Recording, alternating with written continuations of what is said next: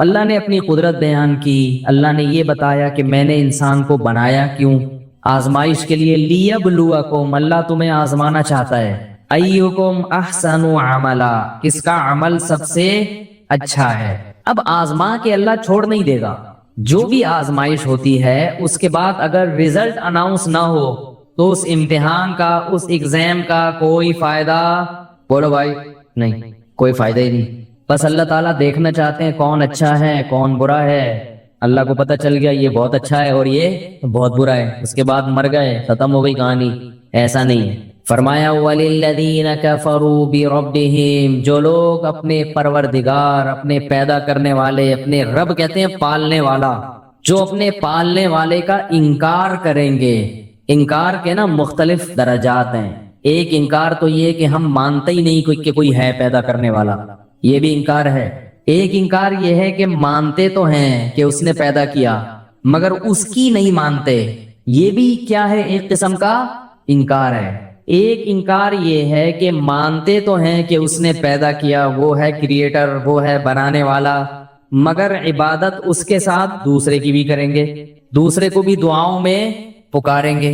میرے بیان پہ آج کل لوگوں کے کلپس بہت آ رہے ہیں، ایک طرف میری تصویر ہوتی ہے، ایک طرف کسی اور مولوی صاحب کی تصویر، میرا چھوٹا سا ٹکڑا لے کے، اور میرا کوئی بیان ہوا تھا کہ غیر اللہ کو پکارنا شرک ہے۔ اس پہ کسی کے نے کوئی کلپ چلا دیا، کلپ میں یہ چلایا کہ دیکھو جب سائنس اتنی ترقی کر سکتی ہے، اس کے پاس اتنے اختیارات ہیں، خلاؤں میں سیارے چھوڑ دیے سائنسدانوں نے، اور یہ کر دیا اور وہ کر دیا، تو ہمارے نبی کے پاس کیوں نہیں ہوں گے اختیارات؟ کیا معاذ اللہ معاذ اللہ معاذ اللہ، نبی کی ویلیو معاذ اللہ کیا سائنسدانوں سے بھی کم ہے؟ تو یہ بڑی پیچیدہ بحث بنا دیتے ہیں لوگ اس کو۔ اللہ کے بندو، بار بار میں یہ کہتا ہوں کہ اسباب کے دائرے میں جو اختیارات آتے ہیں وہ مخلوق کے پاس بھی ہوتے ہیں اور ہو سکتے ہیں۔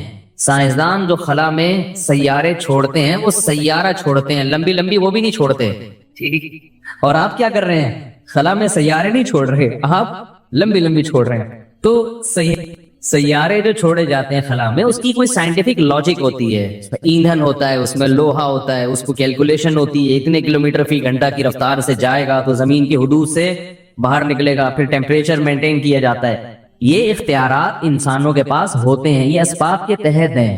شرک یہ ہے کہ جو چیز اسباب کے تحت نہیں ہے، اسباب کے دائرہ کار میں نہیں آتی، جس کی کوئی لاجک نہیں بنتی، اس قسم کے اختیارات کا مخلوق کو مالک سمجھا جائے۔ یہ پنکھا ہٹا دیں، یہ شور پیدا کر رہا ہے۔ اس قسم کے اختیارات کا مخلوق کو، بولو بھائی، بول لیا کرو، مالک سمجھا جائے۔ اس قسم کا ایک بھی اختیار اللہ نے مخلوق کو نہیں دیا۔ سارے اختیارات دے دینا تو دور کی بات، کوئی ایک اختیار بھی نہیں دیا کسی کو بھی، نہ کسی نبی کو، نہ کسی فرشتے کو، نہ کسی جن کو، کسی کو بھی نہیں دیا۔ لاجک کے تحت بہت ساری چیزیں ہو سکتی، بڑے بڑے حکیم ہیں، ایسے ایسے مرض کے علاج کر دیے انہوں نے، لیکن علاج کیا ہے، کوئی ایسا کام کیا، کوئی ایسی دوا ایجاد کی جو دوا جراثیم کو مارتی ہے جا کے۔ علاج کی دو قسمیں، علاج بالضد اور علاج بالمثل۔ بالضد یہ کہ اس کے جراثیم کو مارنے والے جراثیم داخل کی، بالمثل یہ کہ ویسے ہی اسی جیسے حفاظتی ٹیکوں میں وہی جراثیم داخل کر دیے جاتے ہیں تاکہ جسم میں فائٹ کی صلاحیت بڑھے۔ تو یہ سب چیزیں ایسی ہیں جن کی کوئی لاجک ہے، لاجک سے ہٹ کے کام یہ اللہ کے سوا کوئی بھی نہیں کرتا۔ لاجک سے ہٹ کے کیسے ہوتے ہیں کام، یہ مضمون کئی دفعہ پہلے بیان کر چکا ہوں، لیکن توحید ایک ایسی چیز ہے کہ اس پہ اگر 100 دفعہ بھی بیان ہو جائے تو وہ کم ہے، کیونکہ یہ ہمارے مذہب کے بنیادی عقیدوں میں سے ایک عقیدہ ہے۔ اگر آپ کو توحید سمجھ میں ہی نہیں آئے گی کہ توحید کہتے کس کو ہیں، تو ایمان کا پہلا اسٹیپ ہی گیا، پہلی سیڑھی پہ قدم ہی نہیں رکھا آپ نے۔ تو اللہ کے ساتھ عبادت میں کسی کو شریک کرنا، یہ کیا ہے؟ شرک۔ اب اس کا ایک علمی انداز ہے کہ عبادت کی 3 قسمیں، عبادت کی 4 قسمیں، صحیح ہے نا؟ میں اس انداز سے بیان نہیں کرتا کیونکہ عوام کی سمجھ سے وہ کیا ہے؟ بالا تر ہے، جو ہمارے مدارس میں جو سمجھانے کا انداز ہے۔ میں اس قسم پہ بات کرتا ہوں، اس شرک پہ جو مارکیٹ میں سب سے زیادہ چل رہا ہے۔ وہ چھوٹ جائے گا تو باقی خود بخود چھوٹ جائیں گے، چاہے درجنوں قسمیں ہوں۔ مارکیٹ میں جو شرک سب سے زیادہ اویلیبل ہے اس وقت، جو بہت سستا ہو گیا ہے، وہ ہے غیر اللہ کو پکار میں اللہ کے ساتھ شریک کرنا، دعا مانگنا غیر اللہ سے، غیر اللہ کو حاجات کے لیے پکارنا۔ غیر اللہ تو سمجھتے ہیں نا اللہ کے سوا جو بھی ہے وہ سب غیر میں داخل ہے، اللہ کے علاوہ جو کچھ ہے وہ کیا ہے؟ غیر اللہ۔ فرشتہ ہو, ولی ہو, نبی ہو, بزرگ ہو, کوئی بھی ہو, تو پکارنا. اب یہ جو پکارنے کا لفظ جب ہم استعمال کرتے ہیں کہ اللہ کے علاوہ کسی اور کو پکارنا شرک ہے, پہلے تو اس کی دلیل کیا ہے؟ قرآن کی آیت ہے لا تدعو مع اللہ احدا, ایک جگہ فرمایا الہا آخر, اللہ کے سوا کسی دوسرے معبود کو مت پکارو. اس پہ تو لوگ تعویل کر سکتے ہیں کہ ہم جس کو پکارتے ہیں وہ معبود نہیں ہے, ہم تو نبی کو پکار رہے ہیں, ہم تو کسی جن کو پکار رہے ہیں. تو اصل میں بتانا یہ مقصد ہے کہ جس کو پکار رہے ہو نا تم نے اس کو معبود بنا لیا, لہذا اس پر اللہ معبود کا لفظ خود صادق کر رہے ہیں. بات آ رہی ہے سمجھ میں؟ چلو یہ پیچیدہ اگر ہو رہی ہے تو اس سے بھی آسان آیت قرآن کی لا تدعو مع اللہ احدا, اللہ کے ساتھ کسی اور کو مت پکارو. یہاں تو معبود کا لفظ بھی نہیں ہے. تو اس سے کیا پتا چلا میرے بھائی کہ اللہ کے علاوہ کسی اور کو پکارنا یہ کیا ہے؟ شرک ہے. سمجھ میں آ گئی؟ لیکن ہر قسم کی پکار شرک نہیں ہے. اس آیت کا یہ مطلب نہیں کہ کیونکہ ہم تو صبح شام پکارتے ہیں بھائی ذرا پکار لیا نا یار, آپ لوگ کو اتنی مشکل سے ٹرین کر کے گیا تھا, پھر ویسے کے ویسے ہی ہو گئے. بھائی دیکھو آپ بلاتے ہیں وہ بھائی ذرا, یہ بھی تو پکارا نا. ممکن ہے کوئی کہ یہ تو بھائی اس سے پتہ چلتا ہے کہ اس سے میں ہر قسم کی پکار داخل نہیں ہے, بلکہ مدد کے لیے پکارنا کیا ہے؟ شرک ہے. مدد کے لیے پکارنا کیا ہے؟ شرک. اب پھر ایک سوال پیدا ہوگا کہ بھائی مدد کے لیے بھی ہم دن اور رات پکارتے ہیں, بھائی میری مدد کرو یار, ہے بھائی کہتے ہیں نا یار میری مدد کرو یار, پیسے نہیں ہے میرے پاس, بچہ بیمار ہے گھر میں, بیگم بھاگ گئی, لوگ مختلف قسم کے مسائل ہیں لوگوں کے ساتھ, تو مدد کرو میری. مجھے تو دن رات فون آتے ہیں لوگوں کے, یہ ہو گیا یہ مدد, میں کہتا ہوں بھائی میں کیا کر سکتا ہوں یار. تو مدد کے لیے پکارنا یہ بہت اہم چیز ہے کہ کس قسم کی عمومی مدد کے لیے پکارنا شرک نہیں ہے. ایسا نہیں کہ جو بھی جس کو مدد کے لیے پکارے گا وہ کافر ہو جائے گا. ایسے تو ہم ہیلپ لائن کا مطلب ہی مدد, ہیلپ کا مطلب کیا ہے؟ مدد کریں. ہیلپ لائن پہ فون کریں آپ تو مدد ہی کے لیے وہ نمبر دیا گیا ہے. تو پتہ یہ چلا کہ بھائی ہر قسم کی پکار بھی شرک نہیں ہے اور ہر قسم کی مدد کے لیے پکارنا بھی شرک نہیں ہے. تو ایسی پکار پھر کون سی پکار شرک ہے؟ تو جب بھی کوئی کہا کرے نا آپ سے کوئی بھی کہ غیر اللہ کو پکارنا شرک نہیں ہے, تو اس سے پوچھا کرو پھر کون سی پکار شرک ہے کون سی نہیں. قرآن کی آیت کا آپ ہمیں مطلب بتا دو تو ہم اپنا والا مطلب چھوڑ دیں گے, آپ کا والا مطلب لے لیں گے. لیکن نہ تو آپ اس آیت کا کوئی مطلب ہمیں بتاتے ہو اور نہ پھر اس مطلب کو مانتے ہو جو ہم بیان کر رہے ہیں. تو پھر اس آیت کا تو یہ تو لغو ہو گئی نا, اس کا تو کوئی مفہوم بنا ہی نہیں. بھائی کیا خیال ہے؟ وہ کہتے ہیں نا غیر اللہ کو پکارنا اگر شرک ہے تو تم بھی تو پکارتے ہو, تم بھی تو پکارتے ہو. تو آپ کہیں کہ آپ بتا دو پھر اس آیت کا صحیح مطلب کیا ہے, کون سی پکار شرک ہے اور کون سی پکار شرک نہیں ہے. ہم ایک مطلب بیان کر رہے ہیں جو قرآن و حدیث سے ثابت ہے. اگر آپ کو وہ سمجھ میں نہیں آتا تو پھر آپ بتا دیں. تو نہ آپ بتا رہے ہیں نہ ہمیں بتانے دے رہے ہیں. پھر اس آیت کی تو اس کا مطلب ہے 1400 سال میں کوئی تشریح ہوئی نہیں. یہ مطلب کیا ہوا پھر اس کا؟ تو آپ اگر نہیں بتاتے تو پھر ہم بتاتے ہیں. وہ یہ ہے کہ مدد کے لیے پکارنے کی دو قسمیں ہیں, ایک حرام اور ایک جائز, ایک شرک اور ایک شرک نہیں ہے. دو قسمیں. ایک مدد وہ ہوتی ہے جو کسی لاجک کے تحت آپ کی مدد کرے گا, جس کو آپ بلا رہے ہیں مدد کے لیے. جیسے میں آپ سے مدد مانگتا ہوں ڈوبتا ہوا, میں ڈوب رہا ہوں, اللہ نہ کرے سمندر میں ڈوب رہا ہوں, آپ ساحل پہ کھڑے ہیں, میں کہتا ہوں پلیز ہیلپ می, مدد کرو میری. کیا مطلب؟ فون کرو حکومت کو, جو ہوتا خور ہیں ان کو جا کے بتاؤ, ہے بھائی یہی ہوگا نا. تو یہ سب لاجک ہے نا اس کی. آپ چلیں گے, ٹانگیں استعمال کریں گے, فون کریں گے, فون کے بٹن گھمائیں گے تو لہریں, ریڈیائی لہریں استعمال ہوں گی, ٹھیک ہے نا. آپ کی آواز کو ریڈیائی لہروں میں چینج کرنے کا ایک انہوں نے مشین بنائی ہوئی ہے, نمبر ہیں.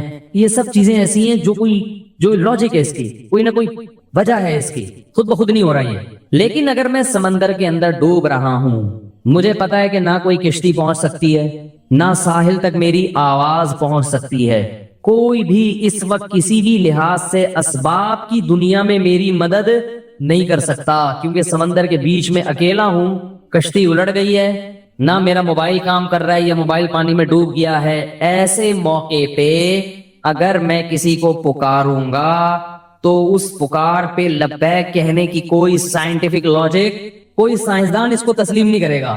کوئی سائنسدان یا کوئی عقل مند آدمی نہیں کہہ سکتا کہ بھائی اس وقت کہہ رہا ہے کوئی اتنی دور تو انسان کی آواز نہیں پہنچ سکتی, ٹھیک ہے نا. اور ایسے موقع پہ کوئی آپ کی آواز سن ہی نہیں سکتا, کیونکہ انسان کی سماعت بھی ایک حد تک ہے, اس سے زیادہ انسان سننے کی صلاحیت بولو بھائی نہیں رکھتا. ایسے موقع پہ آپ اللہ کے علاوہ اگر کسی کو پکارو گے، اللہ تو سن سکتا ہے، ہر وقت ہر ایک کی پکار سنتا ہے، بلکہ اللہ تو اگر آپ ڈوب بھی گئے نا، مر بھی گئے، پھر بھی نکال کے زندہ کر سکتا ہے۔ اس کے ہاں تو کسی چیز کی لاجک کا ہونا اس کی کوئی حیثیت ہی نہیں ہے، وہ تو مردے کو بھی زندہ کر سکتا ہے۔ تو مردے کو جو زندہ کر سکتا ہے وہ تیرتے ہوئے کو بچا کیوں نہیں سکتا؟ وہ چاہے مچھلی کو حکم دے آپ کو اپنی پشت پہ بٹھا کے کنارے پہ لے آئے، اور چاہے تو کسی کو بھی حکم نہ دے، کن کہے اور آپ ہوا میں اڑتے ہوئے آئیں اور ساحل پہ گر جائیں، کیونکہ جب اس نے اس کائنات کو بنایا تو اس کائنات کے وجود میں آنے کی کوئی لاجک تھی نہیں نا۔ دیکھو ایک چیز جب وجود میں آتی ہے تو اس سے چیزیں بنتی ہیں۔ ارے بھائی آم کا درخت وجود میں آیا، گٹلی تو تھی نا، گٹلی نہیں تھی تو پھر درخت کہاں سے آئے گا؟ آپ کہہ سکتے ہو کہ گٹلی نہیں تھی تو درخت سے گٹلی، تو درخت ہی نہیں تھا تو گٹلی کہاں سے آئی؟ بھائی ہم تو زمین میں گٹلی بوتے ہیں، درخت نکلتا ہے، لاجک ہے، بایولوجی میں پڑھایا جاتا ہے، بھائی گٹلی میں یہ ہوتا ہے، پھر یہ ہوتا ہے، پھر یہ ہوتا ہے، پھر یہ ہوتا ہے، پھر یہ ہو جاتا ہے۔ لیکن اس کا بایولوجی کے پاس کوئی جواب نہیں ہے کہ جب گٹلی نہیں تھی تو درخت کیسے بنا، اور جب درخت ہی نہیں تھا تو آم کیسے پیدا ہوا، جب آم ہی نہیں تھا تو اس میں گٹلی کہاں سے آ گئی؟ تو یہاں کیا ہے، اللہ نے اپنی کن کی قدرت سے آم کی گٹلی کو پیدا کیا، بولا ہو جا، اور وہ ہو گئی۔ یہاں کوئی نہیں کر سکتا، گٹلی نہیں پیدا کر سکتا۔ یہ جو سوال اٹھایا جاتا ہے کہ مرغی پہلے پیدا ہوئی یا انڈا، یہ بھی اس لیے اٹھایا جاتا ہے کہ یہاں آ کے انسانی عقل ہتھیار ڈال دیتی ہے کہ یار انڈا تو سمجھ میں آتا ہے مرغی سے ہوتا ہے، میڈیکل سائنس میں بتایا جاتا ہے کہ باجرہ کھاتی ہے تو یہ ہوتا ہے، پھر یہ ہوتا ہے، پھر یہ تو سمجھ میں آ رہا ہے، انڈا تو سمجھ میں آ گیا، اور انڈے سے چوزے نکلنے کا پروسیس بھی اس کی بھی کوئی لاجک ہے جو سائنس نے۔ لیکن پہلی دفعہ کیسے ہوا؟ جب کچھ بھی نہیں تھا تو اتنا کچھ کیسے ہو گیا؟ تو ظاہر ہے ایسے ہو گیا کہ اللہ نے کہا ہو جا اور وہ ہو گیا، تو پھر اللہ نے چلا دیا، ایک چین میں سب کو چلا دیا۔ پہلی دفعہ ایسے ہی کون ہو جا اور وہ ہو گیا، کہ اس کے بغیر ہو نہیں سکتا۔ میں اکثر مثال دیتا ہوں، ماں کے پیٹ میں دل دھڑکتا ہے جب، تو پہلی دفعہ کیسے دھڑکتا ہے اس کی آج تک کسی کی سمجھ میں لاجک نہیں آئی۔ بھائی پہلی دفعہ تو جب دماغ سے کرنٹ ہی نہیں جائے گا تو دھڑکے گا کیسے، اور جب دھڑکے گا نہیں تو دماغ میں کرنٹ کیسے پیدا ہوگا؟ تو اللہ نے کہا ہو جا، وہ کیا ہوا؟ ہو گیا۔ تو اللہ کو یہ طاقت ہے کہ وہ کچھ کرنے کے لیے کسی سبب کا محتاج اور صغرے کبرے میں لانے کا محتاج نہیں ہے۔ ایسا نہیں ہوتا اس کو پہلے یہ کرنا پڑے پھر اس کے نتیجے میں یہ ہوگا تو پھر یہ نتیجہ نکلے گا، وہ ڈائریکٹ نتیجے تک پہنچ سکتا ہے، لیکن اس کی مصلحت نہیں ہے، لہذا وہ اس نے نظام کو اسباب کے تحت چلا دیا۔ لیکن کبھی کبھی اللہ اپنی قدرت دکھاتے رہتے ہیں کہ یہ نہ سمجھ لینا کہ میں اسی جمع تفریق کا محتاج ہوں، لہذا میں کبھی کبھی بغیر سبب کے بھی بہت کچھ کر کے دکھاؤں گا۔ جیسے اللہ نے آدم علیہ السلام کو پیدا کیا اپنی قدرت سے، اما حوا کو مٹی سے بنایا، ان کے بچوں یقین کر لیا بچوں نے کہ اللہ بڑا طاقتور ہے۔ دیکھو ابا کو بھی ہمارے، کیونکہ ان کے بچے آدم علیہ السلام کے بچے دادا تلاش کرتے رہے، ان کو دادا نہ قبر ملی نہ دادا ملے، وہ سوچتے تھے یار یہ کیسے ہو گیا، تو ان کو یقین آ گیا کہ یہ کس نے پیدا کیا ہے؟ اللہ نے، کیونکہ آدم علیہ السلام سے پہلے کا ان کو کوئی نہ کوئی مجسمہ ملا، جیسے ڈارون کہتا ہے نا پہلے یہ ہوتا ہے، وہ کچھ بھی نہیں ملا۔ کچھ تو تھوڑا سا ہوتا نا کہ جو آدم علیہ السلام سے آخری، جو ڈارون کے نظریے کے مطابق وہ آخری جانور جو انسان میں کنورٹ ہوا ہے، تو کچھ تو نظر آتے نا اس کے۔ آدم علیہ السلام بتاتے یہ والا میں تھا جو اس کے بعد اب ترقی کر کے میں یہاں تک پہنچا ہوں۔ ان کو تو 100% یقین تھا کہ اللہ ہر چیز پر قدرت رکھتا ہے، تبھی آدم علیہ السلام کے بچے غیر مسلم نہیں تھے، فرما بردار اور نافرمان تھے، مشرک نہیں تھے، اور اللہ کے وجود کا یقین بھی کرتے تھے۔ تو یہ سلسلہ صدیوں تک چلا ہے، سب کو پتا تھا یار ہمارا نسب جا کے رک جاتا ہے کہاں؟ آدم پہ۔ اس کے بعد تو چلو میاں بیوی میں ملاپ ہوا، بچے پیدا ہو رہے ہیں، اس کی تو کوئی لاجک بنتی ہے، یہ کیسے ہوا؟ تو مانتے تھے کہ کس نے پیدا کیا؟ اللہ نے۔ نوح علیہ السلام کئی صدیوں کے بعد آئے ہیں آدم علیہ السلام کے، ان کے دور میں بھی اللہ کے وجود کا انکار کسی نے نہیں کیا۔ ان کے دور میں شرک تو پھیلا ہے، شرک کہ اللہ نے اختیارات دے دیے دوسروں کو بھی، جیسے اللہ نے بغیر کسی لاجک کے بس مٹی سے پتلا بنایا آدم کا، اور ان کی پسلی سے اما ہوا کو نکالا، کون ہو جا، اور وہ ہو گئے۔ تو جیسے اللہ کو اس قسم کے اختیارات ہیں کہ وہ کر لیتا ہے بغیر کسی لاجک کے بھی، تو نوح علیہ السلام کے دور میں پہلی مرتبہ یہ شرک ہوا کہ اللہ نے دوسروں کو بھی یہ اختیارات دے دیے ہیں کہ وہ بھی جب چاہیں اپنی مرضی سے کچھ کر سکتے ہیں بغیر کسی، بول لو یار اتنی دیر سے ہو گیا، اچھا یہ کھڑکیاں بند کریں تاکہ جنریٹر کی آواز نہ آئے اندر۔ تو میں یہ عرض کر رہا تھا کہ نوح علیہ السلام وہ پہلے پیغمبر ہیں جو مشرکوں کی ہدایت کے لیے بھیجے گئے ہیں، سمجھ رہے؟ تو اس وقت شرک کون سا شروع ہوا؟ انہوں نے یہ کہا کہ جیسے آدم علیہ السلام کو بس اللہ نے بنایا، کوئی اس کی لاجک نہیں ہے، تو اللہ تعالیٰ نے دوسری بھی کچھ مخلوق ہیں جن کو اللہ نے یہ اختیار دیا ہے کہ وہ اللہ کے اختیار دینے سے جو چاہیں اپنی مرضی سے کر سکتے ہیں. سمجھ رہے ہو؟ تو یعنی کب شروع ہوا یہ والا شرک؟ نوح علیہ السلام کے دور میں. اور اس میں دو چیزیں بڑی عجیب تھیں. ایک یہ کہ انہوں نے یہ نہیں کہا کہ اللہ نے ان فلاں فلاں کو تمام اختیارات دے دیے ہیں، بلکہ اس والے کو اللہ نے بارش کا اختیار دیا، اس والے بت کو اللہ نے ود، سوا، یغوث، یعوق، نصر، یہ 5 بت تھے مشہور. تو کیا کہتے تھے؟ اس کو اللہ نے بارش کا اختیار دیا کہ یہ اپنی مرضی سے جب چاہے گا بارش برسا، باقی چیزوں میں یہ دخل اندازی نہیں کر سکتا. یعنی اگر بادل نہیں بھی ہیں، کوئی محکمہ موسمیات والے کہہ رہے ہیں کہ کوئی امکان نہیں ہے، لیکن یہ شو کرے گا اور بادل آ جائیں. یہ بہت اہم مضمون ہے، اس کو اچھی طرح سمجھیں. اور جو شارٹ کلپ بنا بنا کے فتنہ اور فساد پھیلا رہے ہیں نا، وہ پورے میری اس مضمون کو شائع کریں، پھر اس کا جواب دیں مجھے.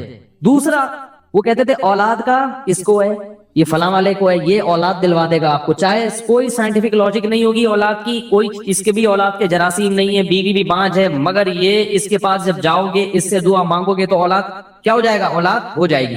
اس لیے نہیں کہ اس کو اختیار ہے، بلکہ اللہ کے اختیار دینے سے اس کے پاس بھی اختیار آ گیا ہے.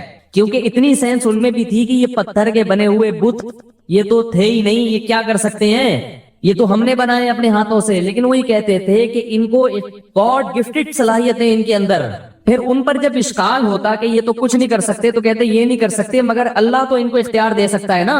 بھئی اللہ تو سب کچھ کر سکتا ہے، تو اللہ نے ان کو اختیارات دے دیے ہیں. تو 5 بڑے بڑے بت تھے، ود، سوا، یغوث، یعوق اور نصر، جن کا قرآن میں تذکرہ ہے. اور آپ تفسیر کی کتابیں اٹھا کے دیکھیں. اب سوال پیدا ہوتا ہے کہ ان مسٹنڈوں کو، یہ جو بت ہیں ان کو میں مسٹنڈا کہہ رہا ہوں، ان بتوں کو، ان مسٹنڈوں کو کیوں دی اللہ نے؟ اگر دینے ہی تھے تو آپ کو دیتا، ان کو دیتا، یہ بتوں کو کیوں دیے؟ تو کہتے تھے اصل میں یہ بڑے بڑے بزرگوں کی مورتیاں ہیں، تو ان بزرگوں سے خوش ہو کے اللہ نے ان بزرگوں کو دیے ہیں. اب اگر کہ ان بزرگوں کو کیوں دیے، تو آپ کہیں گے جب اللہ اپنی عطا سے کسی کو دے رہا ہے تو آپ کون ہوتے ہیں اس پہ پابندی لگانے والے؟ یہ میں اس لیے تمام چیزیں دہرا رہا ہوں کہ بالکل یہی سٹائل ہے آج شرک کو معاشرے میں پھیلانے کا، کہ اگر اللہ اپنے نبی کو کچھ اختیارات دینا چاہ رہا ہے تو ان وہابیوں کے پیٹ میں مروڑ کیوں ہوتا ہے؟ نہیں آ رہی بات سمجھ؟ ان لوگوں کو کیوں تکلیف ہو رہی ہے؟ بات آ رہی ہے سمجھ میں؟ پبلک کو کیوں؟ جب اللہ اپنے محبوب، اپنے حبیب سید الانبیاء، یا ان کو اگر اللہ اپنے اختیار سے اختیارات دے رہا ہے تو لوگوں کو اس پہ اشکال کیوں ہو رہا ہے؟ بات آئی سمجھ میں؟ تو نوح علیہ السلام اسی شرک کی نفی کے لیے دنیا میں آئے تھے کہ اللہ جس سے خوش ہوتا ہے اسے جنت تو دیتا ہے، اسے دنیا میں اعلیٰ مقام تو دیتا ہے، اسے لوگوں کا مقتدا اور رہبر تو بناتا ہے، اسے نیک صالح اولاد تو دیتا ہے، مگر اپنے اختیارات میں اس کو شرکت نہیں دیتا. یہی تو شرک ہے جس کی نفی الحم سے لے کے والناس تک قرآن میں ہے کہ اللہ کسی کو ایسا پروٹوکول نہیں دیتا. اور اسی کو اللہ نے اپنے ساتھ الوہیت میں شرک قرار دیا، معبودیت میں، کہ مجھے میرے جیسا معبود کیوں تراش لیا تم نے؟ سوال ہے امپورٹنٹ. مفتی صاحب ماہ ربیع الاول کو رسول اللہ صلی اللہ علیہ وسلم سے نسبت ہے. اس مہینے میں حضور صلی اللہ علیہ وسلم کی پیدائش اور دنیا سے پردہ فرمانے کے واقعات پیش آئے. برائے مہربانی نبی صلی اللہ علیہ وسلم کی بعثت سے ایک مسلمان کو حاصل ہونے والے اسباق کے بارے میں چند باتیں بتائیں، اور آپ کی پیدائش سے دنیا میں کیا اہم تبدیلیاں پیش آئی. تو پورا موضوع ہے نا، اس پر بیان کریں گے، یہ تو 2 منٹ کا جواب نہیں ہو سکتا نا، سمجھ؟ ابھی تو میں مختصر سوال جواب کے لیے بیٹھا ہوں، اس میں تو پورا ٹاپک پہ انشاءاللہ بیان کروں گا. یہ سوال ہے مفتی صاحب، عید میلاد النبی منانا کیسا ہے؟ سجاوٹ کرنا، نعتیں سننا کیسا ہے؟ نعتیں سننا تو جائز ہے، پڑھنا بھی جائز ہے، باعث ثواب ہے، لیکن جو منانے کا کانسیپٹ ہے نا عید میلاد النبی، یہ بدعت عمل ہے. نبی صلی اللہ علیہ وسلم کے دور میں ہر سال ربیع الاول آیا، کہیں ایک ضعیف روایت بھی نہیں ہے کہ آپ نے منایا ہو، یا صحابہ کا دور آیا تو صحابہ نے منایا ہو، کہیں ایک ضعیف روایت بھی نہیں ملتی. اور نہ تابعین نے منایا، نہ ائمہ مجتہدین نے، نہ محدثین، کہیں بھی نہیں. اس سال خوشی ہوتی ہے، پھر اگلے سال اس مہینے میں آنے میں تھوڑی خوشی ہوتی ہے بھائی. ورنہ میرے تو 15 ماشاءاللہ، پونے 15 سمجھ لیں آپ، بچے الحمدللہ اللہ برکت دے. تو اور وہ ہر مہینے میں کوئی نہ کوئی بچہ مارکیٹ میں آیا ہے. جنوری میں بھی کچھ آئے ہیں، کچھ فروری میں آئے ہیں، کچھ مارچ میں آئے ہیں. تو کیا مجھے جنوری میں بھی خوشی ہوتی ہے, مجھے فروری میں بھی خوشی ہوتی ہے, مجھے مارچ میں بھی خوشی ہوتی ہے؟ مجھے اس وقت خوشی ہوتی ہے جب نیا ورژن مارکیٹ میں آتا ہے, جب اطلاع ملتی ہے خیر خیریت سے اللہ نے ایک اور بیٹا یا بیٹی دے دی, اس وقت میں خوش بھی ہوتا ہوں, عقیقے کی بھی کوشش کرتا ہوں, مبارکبادیں لیتا بھی ہوں, مبارکبادیں پارسل کرتا بھی ہوں. اگلے مہینے وہی سال آتا ہے تو ہمیں تو یاد نہیں ہوتا کہ اس مہینے ہمارا بچہ پیدا ہوا تھا, کسی کو بھی یاد نہیں ہوتا, اپنا یاد نہیں ہوتا کہ ہم اس مہینے پیدا ہوئے تھے. یہ تو سالگرہ کا کانسیپٹ گوروں کا ہے, انگریزوں کا ہے, اسلام کا تھوڑی ہے. یہ یوم پیدائش منانا یہ کس کا کانسیپٹ ہے؟ انگریزوں کا کانسیپٹ ہے. وہ 25 دسمبر یوم پیدائش مناتے ہیں, وہ اپنا یوم پیدائش بھی مناتے ہیں, برتھ ڈے جسے کہا جاتا ہے. اسلام میں برتھ ڈے کا کوئی تصور ہے نہیں, ہے نا تصور. تو نبی کا برتھ ڈے بھی منانا کہاں سے جائز ہو گیا؟ اور اہم ترین بات یہ کہ رسول اللہ صلی اللہ علیہ وسلم نے پیر کے دن روزہ رکھا ہے اور آپ نے یہ فرمایا کہ یہ میرا یوم ولادت ہے. اب روزہ اور جو تہوار ہیں, خوشی کے تہوار, وہ دونوں جمع ہو سکتے ہیں؟ عید کا دن روزے کا ہو سکتا ہے؟ روزہ رکھا شاید اسی حکمت سے کہ لوگ اس کو خوشی کا دن بنانا نہ شروع کر لیں. عید کے دن روزہ رکھنا جائز ہے؟ رمضان ختم ہوگا تو عید آئے گی, ختم نہیں ہوگا تو عید نہیں آئے گی. تو تہواروں پہ نہاتا بھی ہے انسان, بتیاں بھی لگاتا ہے, اچھے کپڑے بھی پہنتا ہے, اچھے چپل بھی پہنتا ہے, مبارکبادیں بھی دیتا ہے. نبی نے پیر کا روزہ رکھ کے بتا دیا کہ آج منانے والا دن نہیں ہے. سمجھتے ہیں اس کو سیلیبریٹ نہیں کر سکتے کیونکہ روزہ اور تہوار ایک دوسرے کے اپوزٹ ہیں. جمعے کا دن بھی اسلام میں ایک قسم کی عید ہے. نبی نے جمعے کے دن کے بھی روزے کے ساتھ خاص کرنے سے منع کیا آپ صلی اللہ علیہ وسلم نے, کیونکہ اس میں بھی نہاتے دھوتے, صاف ستھرے کپڑے پہنتے ہیں, 2 رکعتیں پڑھنے, ایک طرح کا یہ بھی خوشی کا دن ہے, بڑا دن ہے. لہذا جمعے کو بھی نبی صلی اللہ علیہ وسلم نے اسپیشلی روزہ رکھنا کہ جمعے کا اس لیے میں رکھوں گا, یہ منع ہے. ویسے آپ کو چھٹی ہوتی ہے کسی کی, آسان ہے جمعے کا, وہ ایک الگ بات ہے, لیکن اسپیشل فضیلت سمجھ کے جمعے کا روزہ رکھے گا تو یہ عمل کیا ہو جائے گا؟ بدعت. تو آپ ایک طرف اس کو عید کا دن بھی کہہ رہے ہو اور ایک طرف آپ کہہ رہے ہو کہ یوم ولادت پہ نبی نے بخاری کی حدیث سے روزہ بھی رکھا ہے.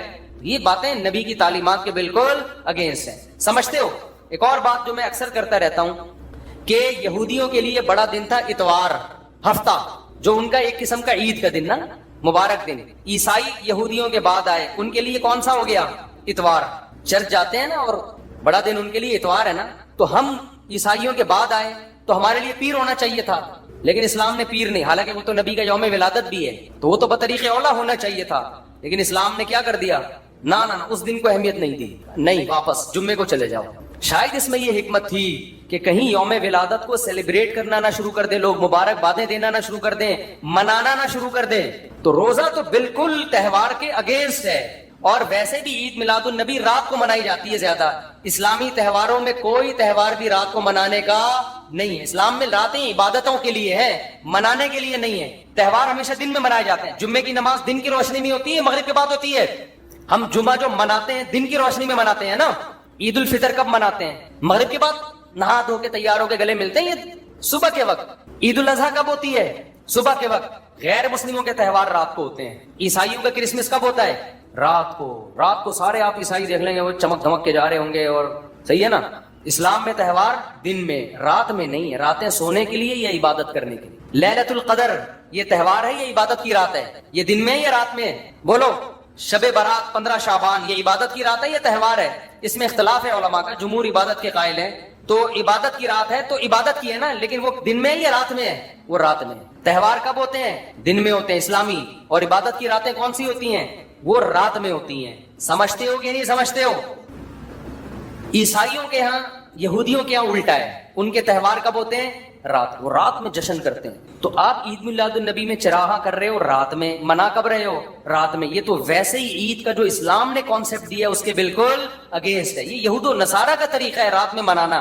اور اس میں ایک حکمت بھی ہے. راتوں میں اگر آپ کو تہواروں کی اجازت دے دی جائے نا, تو راتوں میں اس طرح کی ایکٹیویٹیز سے گناہ کی طرف جانے کا خطرہ زیادہ ہوتا ہے.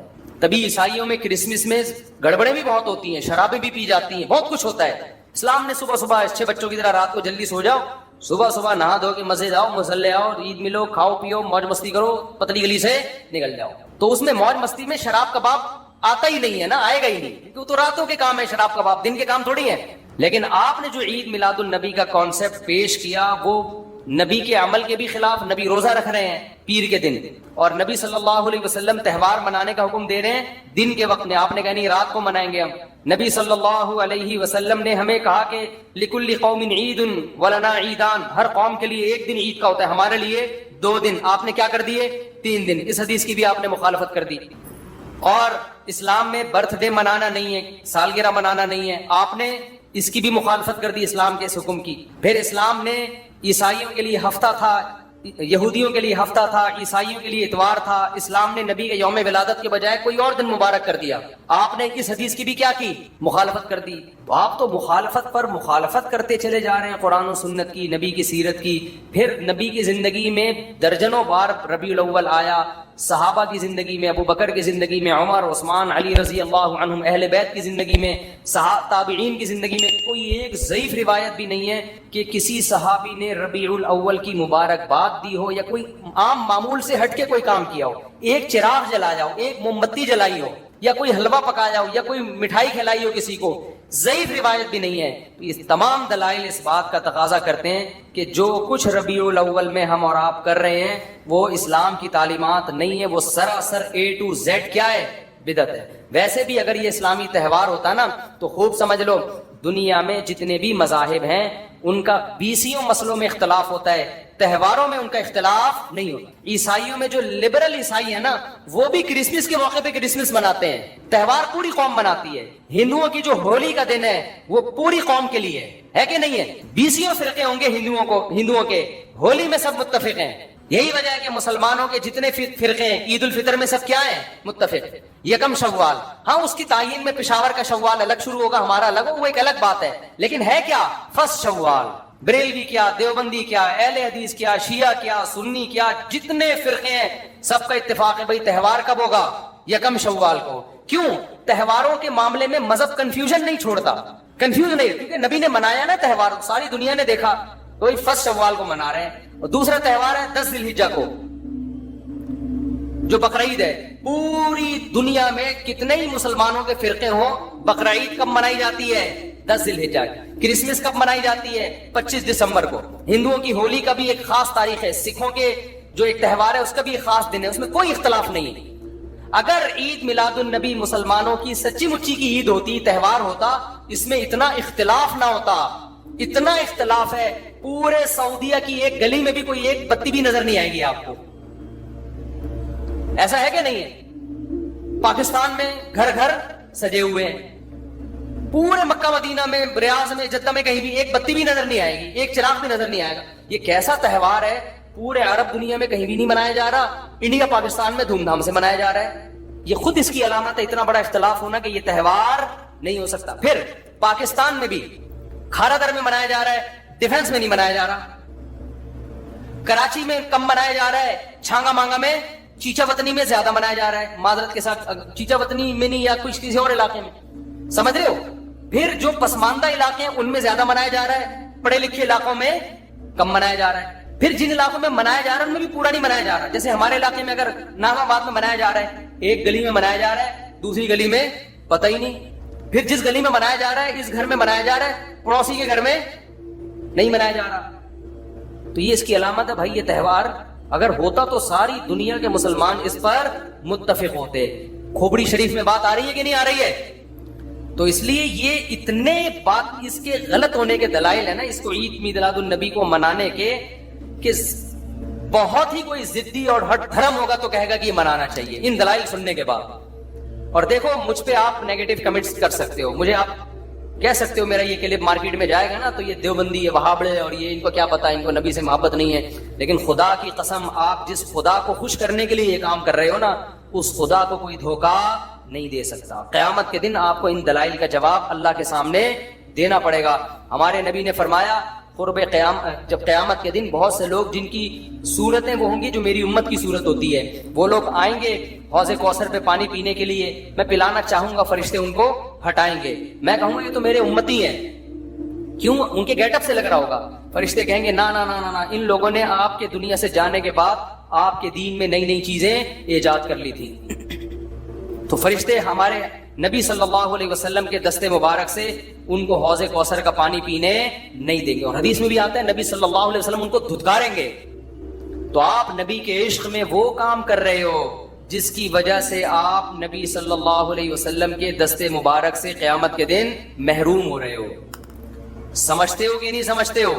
نبی کی محبت میں وہ کام کرو جس سے نبی کی شفاعت کے مستحق بن جاؤ. نبی بلائے آؤ میں تجھے اپنے ہاتھ سے میں تجھے حوض کوثر پلاؤں گا. ایسا نہ ہو کہ آپ ربیع الاول کو منا رہے ہو, اس نبی کی یاد میں محبت کا اظہار کر رہے ہو, اور یہی محبت کا اظہار جو غیر شرعی طریقے سے ہے قیامت کے دن نبی کی شفاعت سے آپ کو محرومی کا ذریعہ بنا دے. سمجھتے ہو کہ نہیں سمجھتے؟ باقی کمنٹس ایسے جب کلپ جاتا ہے تو بہت لوگوں نے الٹے الٹے کمنٹس لکھے ہوتے ہیں, وہاں بڑے اور یہ, اور لکھ دو بھائی گورنمنٹ کی طرف سے کوئی پابندی نہیں ہے, ہم بھی میدان حشر میں جائیں گے, آپ بھی میدان حشر میں آؤ گے. تو اگر اللہ آپ کے دلائل سے متاثر ہے تو ہمیں کوئی اعتراض نہیں ہے. ہمیں تو یہی سمجھ میں آ رہا ہے کہ نہ نبی نے منایا, نہ صحابہ نے منایا, نہ تابعین نے منایا. پھر نبی نے پیر کا روزہ رکھ کے تو اس کا تہوار ہونے کی بالکل ہی نفی کر دی, کیونکہ روزے اور بھوکا رہ کے تھوڑی خوشی منائی جا سکتی ہے. آپ کا بیٹا پاس ہوا, آپ کہتے ہیں خوشی میں تو بھی روزہ رکھ, میں بھی روزہ رکھ. وہ کہے گا میں مٹھائی کے چکر میں تھا یار, تیرا بیٹا پاس ہوا تو مجھے بریانی کھلائے گا, تو کہہ رہا تو بھی نہیں کھا میں بھی نہیں کھاؤں گا. ایسا ہوتا ہے؟ آپ کی شادی ہو گئی, ولیمہ ہے, ولیمے میں آپ نے کیا کہا بھائی خوشی ہے, ایسا ہے کہ اب کل بھی ہمارا بھی روزہ آپ کا بھی روزہ. ابے تیرے بیٹے کا ولیمہ ہوا ہے تو کھلا نا. تو نبی نے پیر کو روزہ رکھ کے بتا دیا کہ یہ کھانے پینے کا دن نہیں ہے. اور اب ایسا نہ ہو کہ 12 ربیع الاول کو روزہ رکھنا شروع کر دیں, وہ بھی ٹھیک نہیں ہے, کیونکہ پیر کا رکھا ہے 12 کا وہ بھی نہیں رکھا. یہ تو ایک پیر کا رکھ کے جو سبق ملتا ہے وہ یہ کہ میری ولادت کا دن وہ تہوار کے طور پہ اس کے منانے کا کوئی کانسیپٹ اسلام میں نہیں ہے. سمجھتے ہو کہ نہیں سمجھتے؟ اتنے واضح دلائل ہیں بھائی, پھر بھی اگر کسی کی سمجھ میں نہ آئے تو ہم تو پولیس میں تو ہے نہیں کہ ہم زبردستی سمجھاتے ہیں, ہم تو بیان نہیں کر سکتے ہیں. ہمارے گھر کے آگے بھی بتیاں لگی ہوئی ہیں, لوگوں نے ہمارے پڑوسیوں میں بھی لوگ بتیاں لگا رہے ہیں, حلوے پکا رہے ہیں. میں تو کبھی کسی کو نہیں جا کے چھیڑتا, اب تو اتنا گھنٹہ بیان کیا تیری سمجھ میں نہیں آیا. تو ہم پولیس میں نہیں ہے بھائی, ہم بتا سکتے ہیں, ماننا ہے مان جاؤ. میں نے جس دن محرم کے حلیم کے دیگ کے خلاف بیان کیا, اسی رات پوری گلی میں ہمارے دیگیں چلتی رہی ہے نا, وہ لڑکے گھوٹے لگاتے رہے. تو مجھے کسی نے کہا ان لڑکوں کو بتاؤ جا کے کہ آج بیان ہوا ہے اور آج ہی آپ یہ کام کر رہے ہو. میں نے کہا یار ہم پولیس میں نہیں ہیں, ہم نے جو بات کرنی تھی کر لی. اب یہ لڑکے لونڈے لپاڑے لگے ہوئے ہیں, اللہ کسی کو دیگ میں گرا کے مار دے وہ خود ہی سزا دے. بعض دفعہ اللہ کا غضب آتا ہے, آپ الٹ گئے دیگ کے اندر ہی گر گئے آپ. تو میں نے کہا ہم تو بددعا بھی نہیں کر سکتے. تو ہمارا کام ہے سمجھانا, ہم نے سمجھا دیا کون دیگ میں کیا کر رہا ہے, کون دیگ کے اندر گھس رہا ہے, کون کھا رہا ہے. یہ ہمارا ہیڈیک, یہ پولیس کا کام ہے, ٹھیک ہے نا. پولیس کرے گی تو ٹھیک ہے, نہیں کرے گی تو پولیس سے اللہ پوچھ لے گا. پولیس نہیں کرے گی, پولیس کہے گی گورنمنٹ نے منع کیا ہوا ہے, تو گورنمنٹ جانے, اللہ جانے. ہمارا کام پیغام پہنچانا ہے, ہمارا کام پیغام مسلط کرنا نہیں ہے. تو ربیع الاول کو عید میلاد النبی منانا ہم یہی کہتے ہیں جائز نہیں ہے.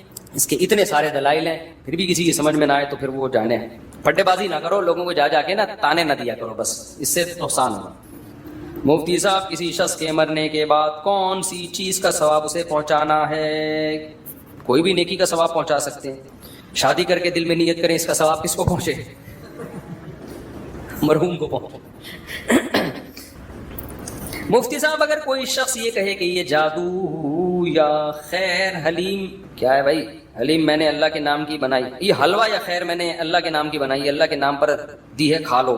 بھائی حلیم تو اللہ کے نام پہ ہی بنتی ہے, حلوہ بھی اللہ کے نام پہ بنتا ہے, تو غریب کو کھلا دو اللہ کے نام پہ. لیکن ربیع الاول ہی میں کیوں؟ اس کا مطلب آپ اس کو منا رہے ہو نا, تو منانا غلط ہے, مناؤ مت اس کو. تو حلوے پکا کے ہی تو منایا جاتا ہے. لوگ کہتے ہیں اس میں کیا خرابی, ہم حلوہ پکا رہے ہیں. بھائی آپ کسی بھی ٹائم پہ پکا سکتے تھے نا, اسی میں کیوں پکا رہے ہو آپ؟ اس کا مطلب آپ اس کو منا رہے ہو. منانا تو جائز نہیں ہے نا, جو اللہ نے منانے کے لیے جو دن رکھے ہیں وہی دن صحیح ہیں. اور ویسے بھی یار حلوے مانڈے میٹھی چیزیں ہیں, میٹھی چیزیں کھا کھا کے لوگ مر رہے ہیں, ویٹ بڑھتا ہے. سنت ہے روزے رکھنا, روزے لوگوں کو روزوں پر لے کر آئیں کسی طریقے سے. حلوے مانڈے مت کھائیں.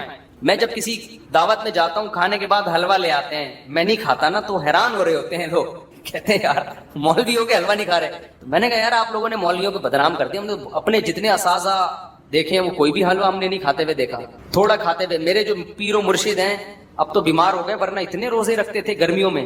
جو میرے شیخ تھے سفر میں بھی روزے پہ روزہ, ہم نے ان کے ساتھ سفر بھی کیا, ہر وقت روزہ. پھر صدقات و خیرات اتنے, جہاں جا رہے ہیں پیسے دے رہے ہیں. تو ایسے پیر بھی مارکیٹ میں ہوتے ہیں الحمدللہ. تو کبھی ہمارے والے مولویوں کے پاس آئے تو پتہ چلے گا انشاءاللہ. اور ہمارے سارے اکابر اسی طرح تھے, دبا کے روزے رکھتے تھے.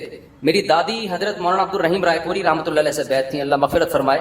وہ کہتی تھی وہ اتنا تھوڑا کھاتے تھے نا, 2 نوالے, اور بولتے بھی بہت پست تھے. یہ بزرگ ہوا کرتے تھے ونس اپون اے ٹائم. اب بزرگ وہ ہے جو سب سے زیادہ پھوڑ رہا ہو بیٹھ کے. اب آپ کہیں آپ بھی تو 2 پراٹھے پھوڑ کے بیٹھے ہوئے ہیں, تو اپنے خرچے پہ پھوڑا ہے نا.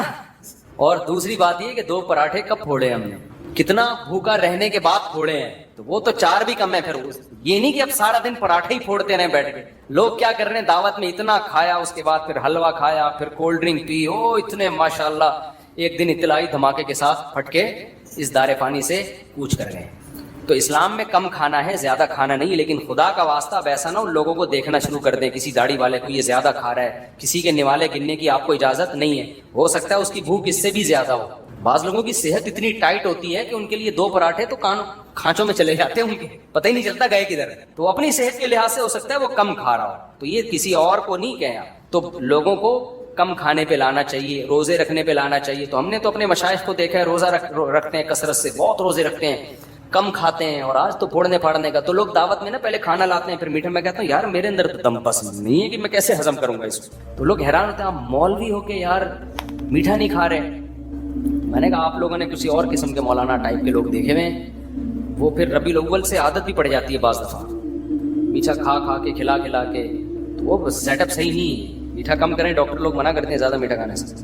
میرے بھائی مفتی صاحب، ایتھیس اللہ جنت جہنم قبر فرشتے نظر نہیں آتے.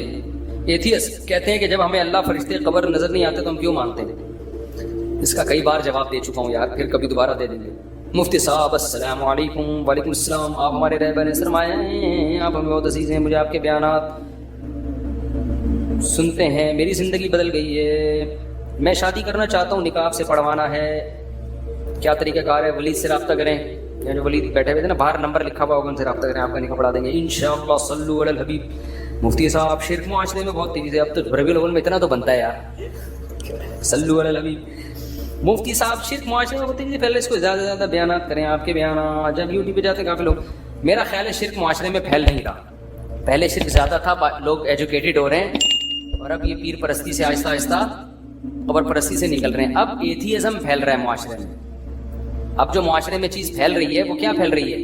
ایتھیزم. شرک بھی ہے لیکن یہ نہیں کہ اس کی اسپیڈ سے پھیل رہا ہو، بلکہ اب لوگ کنورٹ ہو رہے ہیں. لوگوں میں شعور، ایک تو سوشل میڈیا اتنا آزاد ہو گیا ہے کہ سب کچھ میڈیا پہ ہی مل جاتا ہے لوگوں کو. وہ خود تجزیہ کر لیتے ہیں ربیع الاول منانے کے دلائل زیادہ مضبوط ہیں یا نہ منانے کے دلائل زیادہ مضبوط ہیں. خود ہی لوگوں میں اب اتنا شعور آ گیا ہے. اب زیادہ پھیل رہا ہے ایتھیزم، خدا کا انکار. یونیورسٹیوں میں، کالجز میں یہ چیز بہت خطرناک ہے. شرک پہ بھی بات ہونی چاہیے لیکن اس پہ بھی ہونی چاہیے.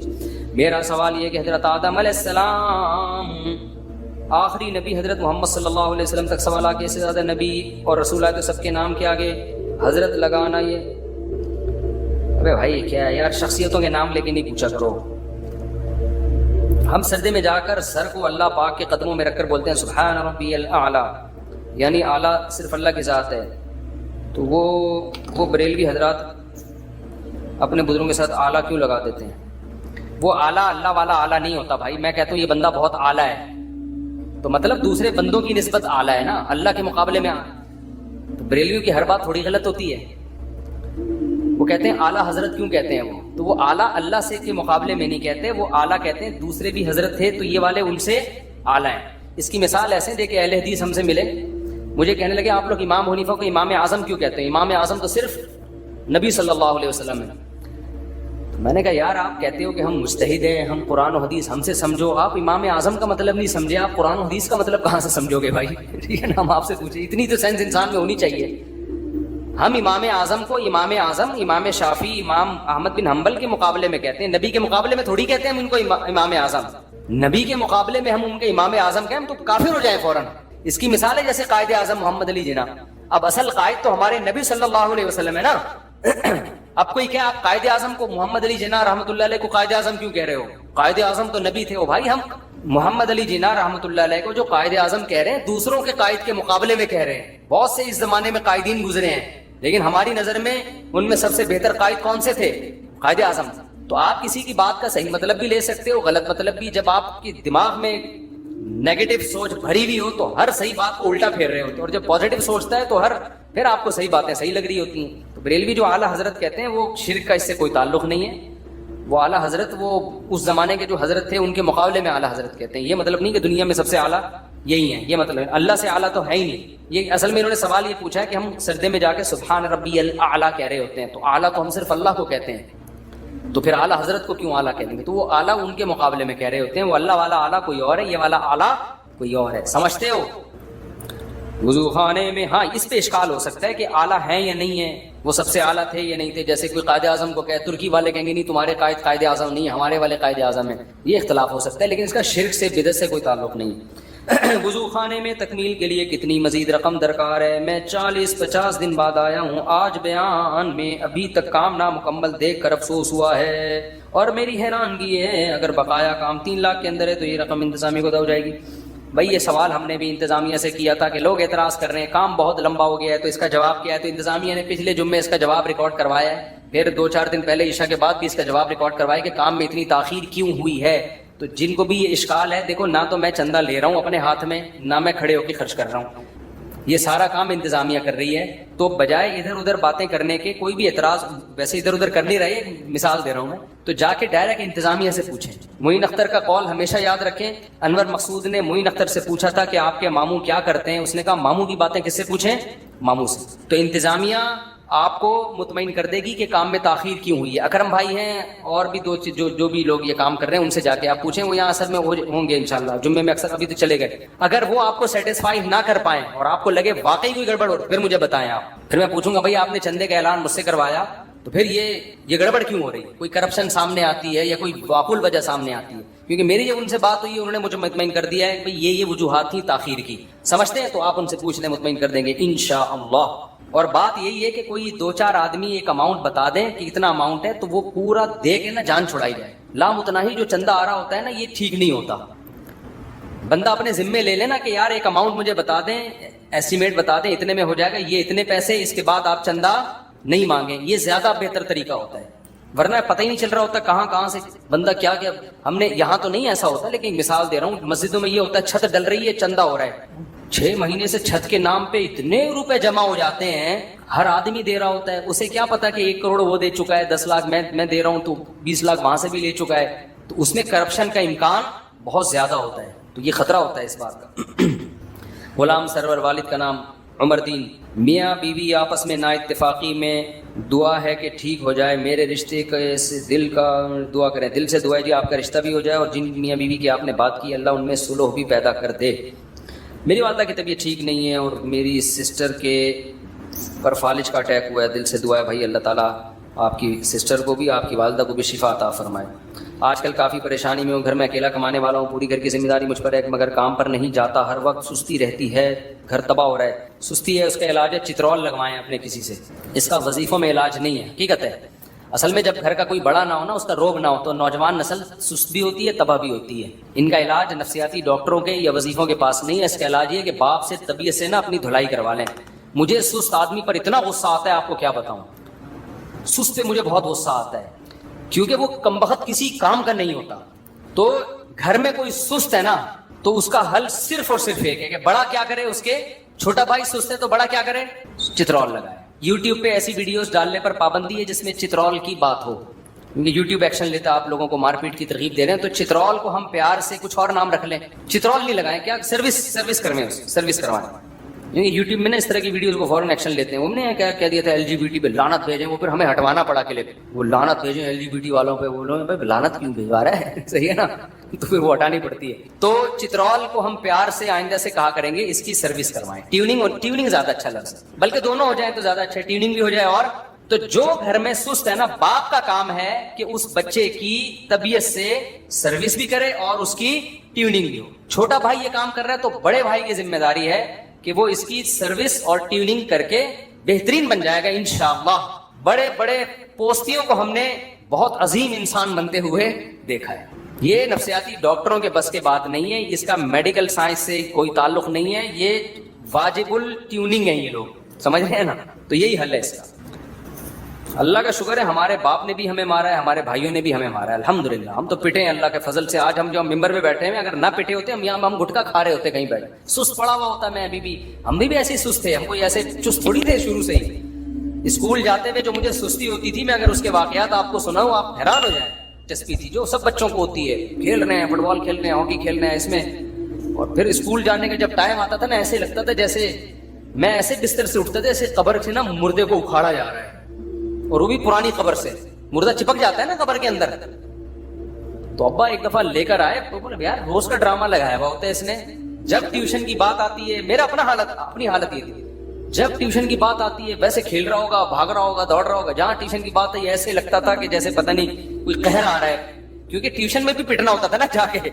हमें मैडम पढ़ाती थी, अल्लाह उनकी उम्र में और बरकत दे, अल्हम्दुलिल्लाह जिंदा है वो अभी तक, अल्लाह और बरकत दे। मेरी टीचर थी, होमवर्क में हम सुस्ती करते थे तो जैसे ही उन्होंने देखा ना ये होमवर्क नहीं किया तो ये पटाख करके थप्पड़ आता था। तो मैं सोचता था कि वहां भी पिटना है, यहां भी पिटना है, तो प्लस माइनस करता था कहां कम पिटाई होगी। उनका थप्पड़ जन्नाटेदार होता था ना जो मैडम थी हमारी, ऐसा जोर दागे, वो फिर बेइज्जती ज्यादा थी, सबके सामने पिटते थे। यहाँ घर में तो बहन भाइयों के सामने पिट रहे हैं, आज हम पिटे कल वो पिटेगा, इज्जत बराबर हो जाएगी दोनों की। तो अब्बा एक दिन मुझे याद है एक पाइप लेकर आ गए कि यार रोज रोज की डांट से बेहतर है एक दफा तबीयत से लगा दो चित्रौल। तो वो पिट नौबत नहीं आई, मैं उसी दिन से इंसान का बच्चा बन गया कि यार अब्बा आप जो है ना ज्यादा फॉर्म में आ गए। तो आज तो घरों में यार माँ बाप ने बिल्कुल ही सख्ती छोड़ दी है। एक बात खूब समझ लें, असल में तो जो काम मोहब्बत से होता है वो मार धाड़ से नहीं होता। असल तो यही है, बच्चे को मोहब्बत दें, उसकी सारी जरूरतें पूरी करें, प्यार से समझाएं। ज्यादातर बच्चे वो सीधी उंगली से ही काबू में आ जाते हैं, उंगली टेढ़ी करके घी नहीं निकालना पड़ता, वो तमीज से चले जाते हैं। कुछ बच्चे बहुत होते हैं तो फिर बेतहाशा ना मारे, ये जो मैं कह रहा हूँ ट्यूनिंग चित्रौल थोड़ा बहुत, क्योंकि हमने ये जुल्म भी देखा है। बाज बच्चों को माँ बाप बहुत ज्यादा पीटते हैं, उसका मैं कतन कायल नहीं। हमारे अब्बा ने भी हमें मारना हुआ तो 6-7 थप्पड़ लगा दिए, वो भी बहुत ही जब एक्सट्रीम लेवल पे हम पहुंचते थे, वरना वो मोहब्बत ज्यादा देते थे। अल्हम्दुलिल्लाह हमारे वालिद साहब ने हमें मोहब्बत ज्यादा दी है, मारा कम है, तभी उस मार के साइड इफेक्ट नहीं हुए। और वालिद साहब ने जब भी मारा ना उसकी तलाफी की है, बाद में उन्होंने इतनी मोहब्बत दी, फिर तफरी पे पैसे दे रहे हैं, ये ला रहे हैं वो ला रहे हैं, ताकि उस मार के जो साइड इफेक्ट है ना, एक बगावत के जज्बात पैदा होते हैं, वो साइड इफेक्ट क्या हो जाए, खत्म रहे। उस मार ने जो एंटीबायोटिक का काम किया है तो बुरे जरासीम मर जाएं और अच्छे वाले ना मरें। तो वालिद साहब फिर बाद में बड़ी इज्जत देते थे कि नहीं भाई ये बेटा मेरा बड़ा काम का, ये बड़ा आदमी, तो बड़ा अप्रिशिएट करते थे ना वो कि नहीं। आजकल माँ बाप क्या कर रहे होते हैं, बेगैरत कमीना पैदा हो गया मेरे घर में, पटा एक लगाया खींच, तू किसी काम का नहीं है, मुझे इससे कोई उम्मीदें नहीं है, ये जलील करेगा मुझे। बच्चा कह रहा है ठीक है अब्बा, जब ऐसे ही है तो वो और मनफी तरफ चला जाता है, उसको बिल्कुल अप्रिशिएट नहीं कर रहे होते। तो बच्चों को उसकी हौस कभी कभार मारें, ज्यादा ना मारें उसको, कभी कभार। इस मार के साइड इफेक्ट बहुत खतरनाक होते हैं, लेकिन रोब रहे। वो एक दफा हम पिट गए थे तो रोब पैदा हो गया था, 1-2 दफा पिटे तबीयत से पिटे, वो तबीयत ही हमारे लिहाज से ना, ये जंगलियों की तरह जो बच्चों को मार रहे होते हैं ये वाली नहीं। क्योंकि मैं ऐसे केस जानता हूँ, माँ बाप ने बहुत मारा है बच्चों को, बड़े भाई ने बहुत मारा, कारी साहब ने बहुत मारा, बच्चे की जिंदगी हमेशा के लिए बर्बाद हो गई, वो जंगली बन गया। तो रिस्पेक्ट भी दें उसको, अगर कभी मारा है तो उसको इज्जत दें। मैं एक वाकया सुनाता हूँ, उससे आपको समझ में आ जाएगा कि कैसे बच्चे को मोटिवेट करना है। हमारे एक अमेरिका से दोस्त है, बड़ा दिलचस्प वाकया, आपको मजा भी आएगा, आपकी थकन भी खत्म होगी। अमेरिका से एक आलिम है, एक मस्जिद में खतीब है, मेरे बयानात भी सुनते हैं, ये वाकया भी वो सुन रहे होंगे। तो वो आए कराची ना, मुलाकात हुई मेरी उनसे, मुझे कहने लगे मुफ्ती साहब, स्विमिंग की बात चल रही थी, मुझे कहने लगे मुफ्ती साहब हमारे जो यहाँ के माहौल में और अमेरिका के माहौल में बड़ा फर्क है। अमेरिका में ना माँ बाप भी अपनी औलाद को इज्जत देते हैं, यहाँ अजीब स्टाइल है, यहाँ तो इज्जत ही नहीं दे रहे, ताने कोसने ही भी चल रहा होता है सारा। फिर मुझे उन्होंने वाकया सुनाया कि एक स्विमिंग पूल में मैं गया, वहां बच्चों का स्विमिंग पूल था, एक गोरी थी और एक देसी माँ, कराची या लाहौर की कोई खातून थी, वो भी अपने बच्चे को लेकर आई स्विमिंग सिखाने के लिए, और एक अंग्रेज औरत थी, वो भी अपने बच्चे को लेकर आई स्विमिंग सिखाने के लिए। कह रहे मैं खड़ा हुआ देख रहा हूं मंजर, अब पूल में छलांग लगाने के लिए देसी माँ भी अपने बच्चे को कह रही है कि भाई बेटा तू छलांग लगा, इसमें उतर, वो नहीं उतर रहा, डर रहा है। गोरी भी खड़ी हुई है, वो भी अपने बच्चे से कह रही है कि बेटा छलांग मारो, वो भी डर रहा है। उन्होंने कहा गोरी कैसे कह रही है अपने बच्चे को ना, कैसे मोटिवेट कर रही है, देखो बेटा तुम, इंग्लिश में ना उसको समझा रही है, देखो तुम छलांग लगा सकते हो, मुझे पूरा यकीन है, ये तुम्हें जो डर लग रहा है, तुम डरपोक हो नहीं, तुम बहादुर हो, तुम जब छलांग लगाओगे तुम्हें देख के दूसरे बच्चे भी आएंगे, तुम उनके हीरो बन जाओगे, ये इस तरह से समझा रही है, और तुम कर सकते हो, तुम्हारे अंदर ये हिम्मत है, मुझे पता है, तुम वैसे ही ऊपर ऊपर से डर रहे हो, तुम तो बड़े बहादुर हो। और कहने वो देसी माँ क्या कर रही है, बेगैरत $50 जाया करा दिए कमीने, اب وہ گالیاں تو میں مسجد میں دے نہیں سکتا نا جو وہ دے رہے تھے. $50 کمینے, یہ تیرے باپ کی کمائی ہے, حرام کی کمائی ہے. روزانہ $50 لے کے میں آتی ہوں اور تو کم وقت یہی ڈرامے تو نے لگائے ہوئے ہوتے ہیں. پٹا تھپڑ لگا رہے نا اس کو, پتہ نہیں تھپڑ لگایا نہیں لگایا, لیکن یہاں ہوتا تو طبیعت سے کوٹتی اس کو. وہ تو وہاں شاید تھپڑ پہ پابندی ہے شاید, تو اس کو تانے دے رہی ہے کمینہ, بے غیرت. اور یہ مجھے پتا تھا یہ یہاں کے یہی ڈرامے کرے گا. پیسے ضائع کر دیے. بچے کو بار بار یہ باور کرایا جا رہا ہے کہ میری نظر میں پیسوں کی ویلیو, یعنی مجھے غم اس بات کا نہیں ہو رہا کہ تو سوئمنگ نہیں سیکھ رہا, غم اس بات کا ہو رہا ہے پتہ نہیں $50 تھے $100 مجھے بھی یاد نہیں, پیسے ضائع کرا دیے میں. اور کمینہ, بے غیرت, مجھے پتا تھا تو نے یہاں کے یہی ڈرامے کرنے ہیں. تو اس میں بچہ کو کوئی حوصلہ پیدا ہوگا ہے بھائی. بچہ کیا کہ ہم تو خاندانی کمینے بھی ہیں, ہم تو خاندانی کیا ہے, بے غیرت بھی ہیں, ہم تو ماں باپ کے جو ہے نا. ہو سکتا ہے وہ اس امتحانوں سے متاثر ہو کر چھلانگ لگا دے, سوئمنگ سیکھ جائے, تو سوئمر تو اچھا بن جائے گا, تمیز کا انسان کا بچہ نہیں بنے گا. وہ اپنی اولاد کی بھی ایسی تربیت کرے گا. تو ہم بھی اپنے ابا اماں سے پٹے ہیں الحمدللہ, لیکن عزت بھی انہوں نے بہت دی ہے, تو عزت بھی دیں. کبھی کوشش کرے, ہر آدمی میرے جیسا ہوتا بھی نہیں بچپن میں نا, ہر بچہ, اکثر بچے تو تمیز سے ان کو سمجھاؤ سمجھ جاتے ہیں محبت سے. تو ہم نہیں سمجھ رہے تھے, ابا نے چترول لگانا شروع کر دیے اور ہم پریشان کیے. بڑے بھائی سے بھی پٹے الحمدللہ, تو اس کا نتیجہ ہے کہ آج پٹا کے الحمدللہ یہاں بیٹھے ہوئے. اگر نہیں پٹتے ہم, اور وہ ابا ہمیں ایکچولی کر کے ہی سمجھا رہے ہوتے. ہم تو ٹیوشن نہیں جاتے, ہم تو پھر پتہ نہیں کیا بن رہے ہوتے, نہ اسکول کی تعلیم ہوتی نہ مدرسے کی ہوتی, ہم کہیں بیٹھے ہوئے ہوتے, کہیں سٹا مٹا لگا رہے ہوتے. کیونکہ جب کچھ بھی کسی کام کا بھی, یا تو میں روحانی سینٹر کھول کے بیٹھا ہوا ہوتا, جن ٹرائل بھوت بھگا رہا ہوتا, اور آج کروڑ پتی ہوتا. پھر میں صرف شادیاں نہیں کرا رہا ہوتا, لوگوں کو شادیوں کے پیسے بھی دے رہا ہوتا. کیونکہ روحانی علاج والوں کے پاس جو پیسہ ہوتا ہے نا, نوٹ گننے کی فرصت نہیں ہوتی, کیونکہ کسی کام کے تو ہوتے نہیں ہیں, تو پھر روحانی علاج شروع کرتے ہیں. تو یا تو میرا بھی کوئی روحانی سینٹر ہوتا, 23 گھنٹوں کا بزنس کر رہا ہوتا, حصار کھینچ رہا ہوتا جن چڑیل بھوت بھگانے کے بعد, یا پھر ہم کہیں چرسیوں میں بیٹھ کے لائف کو کیا کر رہے ہوتے, انجوائے کر رہے ہوتے. ابھی کچھ بھی نہیں کرو تو چرس تو پیو نا یار. تو یہ ہے, تو یہ ہوتا ہے میرے بھائی. وقت بہت زیادہ ہو گیا, پھر انشاءاللہ. تو یہ پوستی پن کا میں نے آپ کو علاج بتایا, اپنے آپ کو 1-2 دفعہ کسی سے پٹوا.